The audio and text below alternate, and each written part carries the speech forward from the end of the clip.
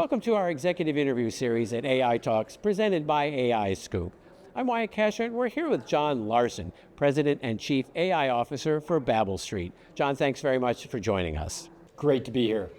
A couple questions I'd like to explore with you. One is, what separates AI programs that deliver real mission value from those that stall after early experimentation? Yeah, so I think the biggest thing is what I'm going to characterize as AI adoption. It's really important to think about how AI is going to fit into the overall process. If you build a solution using AI and you bolt it onto a process, it's always going to fail. It's got to be embedded in the actual framework or cycle of work that individual is going to be using AI to complete. And when you do that, you create and engender trust, right? And you create adoption because it's embedded in the system and it's part of their overall workflows. That's the key to success. It has to be part of the overall framework. It can't be thought of as an afterthought or something that sits on the side. Integrated into the ecosystem, integrated into the enterprise is how you ensure the highest degree of success. And then what role do data readiness and data governance play in whether an AI initiative really succeeds or fails in government? Yeah, so this is something I'm really passionate about. Babel Street is a massive data company. It's part of what we do is we bring together data. And so data is the lifeblood of all AI. When we talk about AI today, it's data that's really fueling it and informing it. And there's several factors, I think, to ensure that's successful. The first is you have to connect data. We live in a very, very data intensive world, and bringing all the signal together by connecting data is paramount. This is something I think the government struggles with because of all the data silos that they've created, and is going to be critical to the success of AI across government. Something that we do explicitly in our business model is think about how to connect data to understand risk and find insights by integrating different data sets together and connect them so that you can create that insight that really informs the decision at the moment.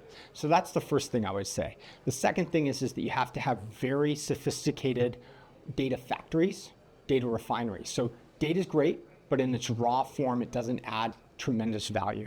You have to think about the ontologies that allow you to connect them.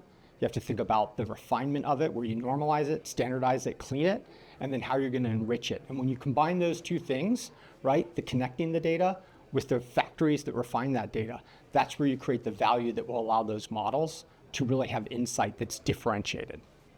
And lastly, given Babel Street's global view of what's taking place with AI and the explosion of data, what do you see as the biggest risks that maybe we're not seeing yet? Yeah, so I think the interesting thing with AI right now in this industry is it's sort of a double-edged sword, right? So on one hand, AI is creating a real increase in risk. AI is empowering and democratizing capabilities. And so you think about things like cyber criminals, right? Nefarious activities. Generative AI has democratized those skill sets. It's enabling those actors to not have to be experts in that field, but to be able to harness the power of these tools to go propagate bad things.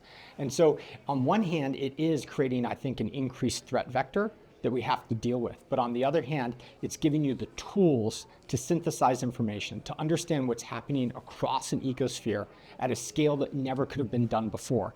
And so there's a real AI arms race that's going on between the bad actors and those who are trying to thwart them.